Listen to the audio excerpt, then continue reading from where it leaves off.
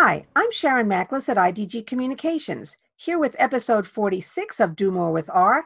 Check out 3 new features in R 4.0 by running R in RStudio in a Docker container.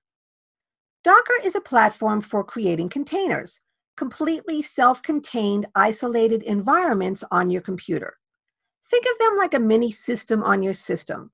They include their own operating system and then anything you want to add to that. Application software, scripts, data. Containers are useful for a lot of things. I'll be focusing on just one of those things today, testing new versions of software without screwing up your existing local setup. Running R 4.0 and the latest preview release of RStudio in a Docker container is pretty easy. But if you don't want to follow along with the Docker part of this tutorial, skip ahead in the video until you see a version of RStudio open in a Chrome browser tab. Then I'll be showing a few new R features. If you would like to follow along, install Desktop Docker on your system if you don't already have it. Head to docker.com and download the right desktop version for your computer, Windows, Mac, or Linux.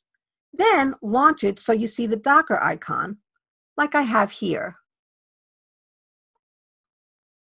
Thanks to Adelmo Filho, a data scientist in Brazil, and the Rocker R Docker project, I modified their Docker images to make the one I'm using here. You can think of a Docker image as a set of instructions to create a container with specific software included. Here's the syntax to run a Docker image on your own system. Docker is how you need to start any Docker command. Run means I want to run an image and create a container from that image. The --rm flag means remove the container when it's finished. You don't have to have that, but if you run a lot of containers and don't delete them, they'll start taking up a lot of disk space. The -P8787:8787 is only needed for images that have to run on a system port, which RStudio needs to. This is specifying, surprise, port 8787, which is RStudio's usual default. The -V creates a volume. Remember when I said Docker containers are self-contained and isolated? That means isolated. By default, the container can't access anything outside of it, and the rest of your system can't access anything inside the container. But if you set up a volume, you could link a local folder with a folder inside the container. Then they automatically sync up. So the syntax is -V space, full path to your local folder, colon, and then the path to a directory inside the container. With RStudio, you usually use /home/RStudio/ and the name of a new folder you'd like to create. And then finally is the image you want to run. My image, like many Docker images, is stored on Docker Hub, a service set up by Docker for sharing images.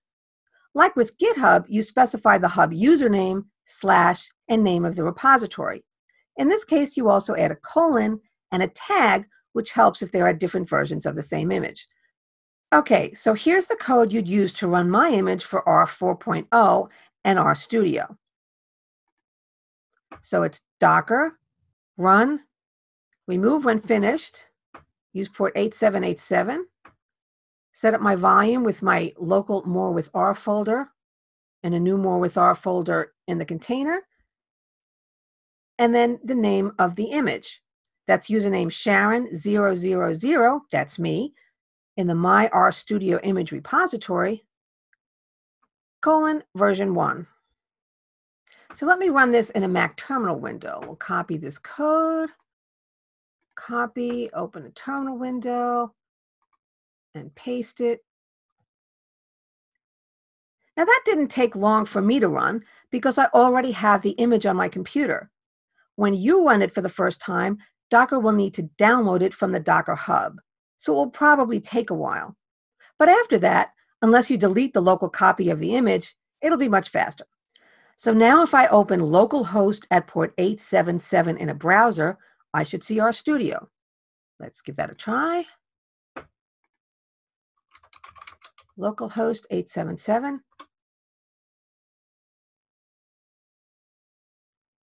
And there it is. I've used this before, but you might need to log in with the default username and password RStudio and RStudio. That, of course, would be terrible if you were running this in the cloud, but it's fine on a local machine since most of us don't normally have any password on a regular RStudio desktop version. Notice I've got R version 4.0 here. And I've got RStudio version 13947. If I go to my local RStudio, I've got R 3.6.1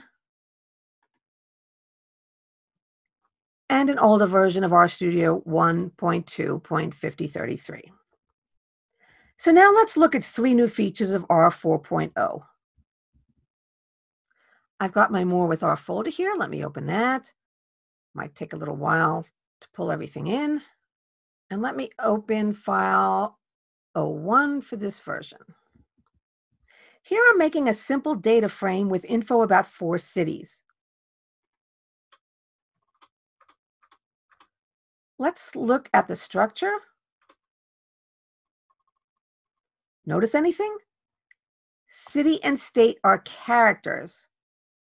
Even though I didn't specify strings as factors equals false.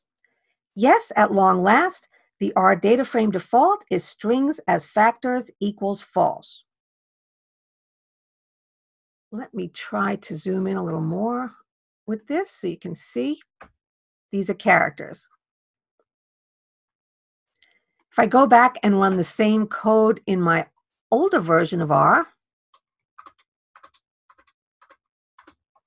you'll see that these are still factors. Next, let's look at a new built-in function in R 4.0, palette.pals. This shows some built-in color palettes. Another new function, palette.colors, gives information about those built-in palettes, such as this. You get the name of each color and its hex code: blue, orange, red, and so forth.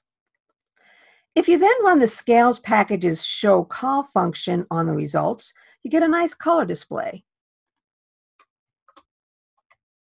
As you can see in the bottom right here. I made a little function combining the two that could be useful for looking at some of the built-in palettes. Here's the function combining the two. I see Tableau 10 again, one of the other ones.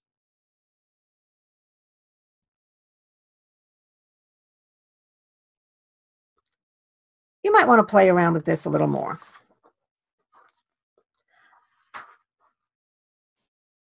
None of this works in the earlier version of R, as I can show you. Same code. No such function, no such function, no such palette, and this function doesn't work. You need R 4.0. Finally, let's look at a new function that makes it easier to include characters that usually need to be escaped in strings. Let's open file 3. So the syntax is R, quotation mark, open parentheses, whatever string you want, close parentheses, and close quotation mark. Look at the first string where I have unescaped double quotes inside a pair of double quotes. RStudio hasn't caught up with this new function yet. As you can see, it's showing a syntax error. But if I run the code, it's fine. You can see what string 1 looks like. I have that double quote inside these other double quotes without a backslash escape, and it's fine. I can see how this will help with the problem of multiple backslashes when escaping a backslash. I can print a literal \n inside the new function, like this. See, it prints as \n without any escape. Without the special R quote parentheses function, that \n is read as a line break, as you can see here. There is no \n, it's a line break. Before this in base R, you needed to escape that backslash with the second backslash.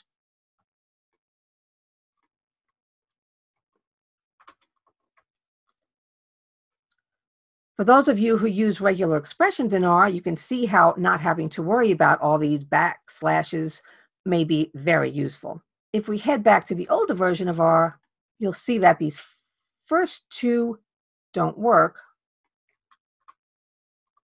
Only the last two do. There's a lot more new in R version 4.0. Check out all the details at the R Project website. The URL should be on screen. So that's it for this episode. Thanks for watching. For more R tips, head to the Do More with R page at bit.ly/DoMoreWithR, all lowercase except for the R. You can also find the Do More with R playlist on the YouTube IDG Tech Talk channel, where you can subscribe so you never miss an episode. Hope to see you next time. Stay healthy and safe, everyone.